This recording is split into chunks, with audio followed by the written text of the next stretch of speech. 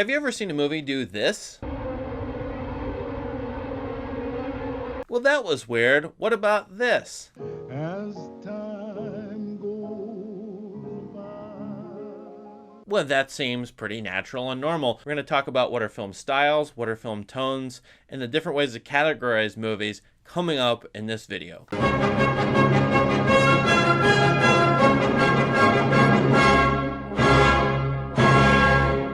What is your taste in movies? What do you like and prefer? Well, I've got a way to categorize movies I want to show you, and it comes from a lot of different textbooks that I've blended together. What you see on screen is a two-dimensional way of categorizing movies. This is basic. It might even be reductive. It works, though, for beginning students, and then you can complicate it later on if you wish. This two-dimensional line runs the gamut of a variety of movies from around the world and time periods, from documentary style, in which a camera is set up and just records sight-wise and sound-wise what actually happened, all the way over to the right side, which is avant-garde and which is abstract, that which is not understandable or translatable perhaps into words, pure cinema and maybe abstract art, period, that's hard to define and doesn't seem to have much to do with reality. As we go towards the middle from each side, we say realism, or as I put here, Neo-Realism, like Italian Neo-Realism,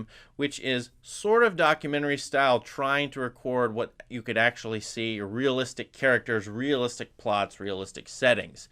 With, on the other hand, surrealism, more dreamlike, a little bit more abstract, fantasy perhaps, or science fiction, but somewhat relatable at least to the real world, and yet visionary enough to be feeling wild and different to audiences who you can't see those things or feel those things or hear those things in real life. Right smack in the middle is classic Hollywood. You can call this classicism, as the textbooks do, a blend of realism and surrealism, as it were, and we'll explain that in just a little bit. I think films you could put on the left side show you how things actually look if you were there yourself. The camera is a substitute for the viewer.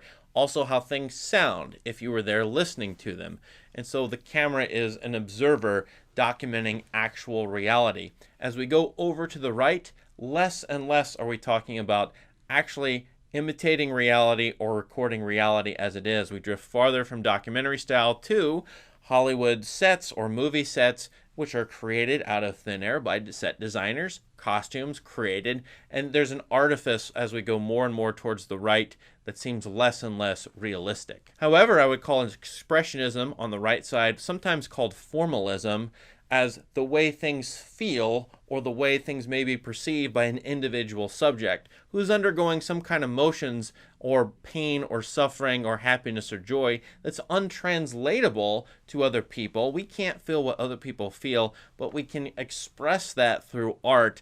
And that's if I want to show you what my dreams are or what pain feels like. Yes, we can record me feeling pain and screaming, let's say, but we can also do something visionary, something that is sight and sound wise different, as say the example in 2001: A Space Odyssey, which shows you what it feels like to become a new person, let's say. On the right side, expressionism or formalism tends to frustrate people because they can't translate it well into reality. But on the left side, you get things that look realistic and they may trick people because, after all, are documentaries really recording reality, or isn't there editing? Isn't there context issues with cameras? And the answer is definitely yes. The camera could be a liar, and so it's not necessarily true that documentaries are really real. They just look real and sound real to viewers. Classic Hollywood blends the two. You have perhaps realistic plots, realistic characters you might be able to meet in real life, perhaps realistic settings, and realistic dialogue that would seem to be imitating reality.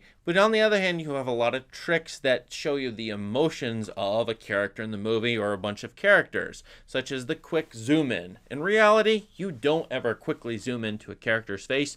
In movies, like classical movies, you actually do. Same with extreme close shots. Rarely are you up in somebody's face, but in classical movies or other kinds of movies, you can be right up in somebody's face. There are all kinds of ways in which classic Hollywood movies show you how things feel to a subject. That often can be sound. A musical score really colors a movie and gives you all kinds of feelings that don't exist. There's no musical score playing over real life, let's say, but that's added in order to make you feel a certain way about what's going on in a movie. And so yes, I'm arguing that classical Hollywood, which goes from the 19 teens or 20s all the way to the present day, there are a number of classic Hollywood movies, which I'll put on the screen for you, that do sort of both, or blend sort of both things.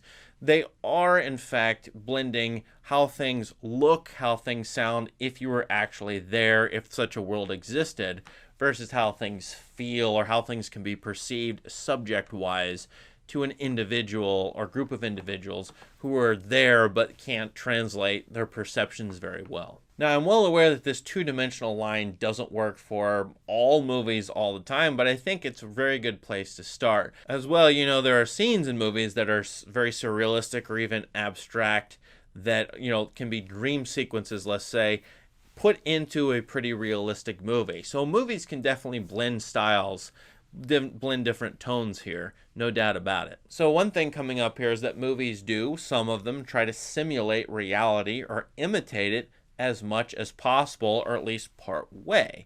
That would be what's on the left side moving towards the middle. But a lot of movies are trying to, you know, express something that's very hard to express in words, perhaps in music alone or in pictures alone. And that's where you get to the right side in formalism and expressionism. So to sum up one more time, the left side of this line is about how things seem to look, seem to sound, and the farther left that we get, the more closer we get to seemingly actual reality. As we get more towards the right, we have things that are less expressible in words, perhaps, and they're hard to relate to, except you get this powerful feeling, perhaps, from these that kind of, communicates to you how it might have felt to a person who experienced the thing that you're watching or was in the situation in the movie, let's say in the scene or the context. Throughout this video, I've put up a few examples of movies that sort of fit on this line. Do you have questions about what movies fit where? Do you have ways to break up this line or to complicate it?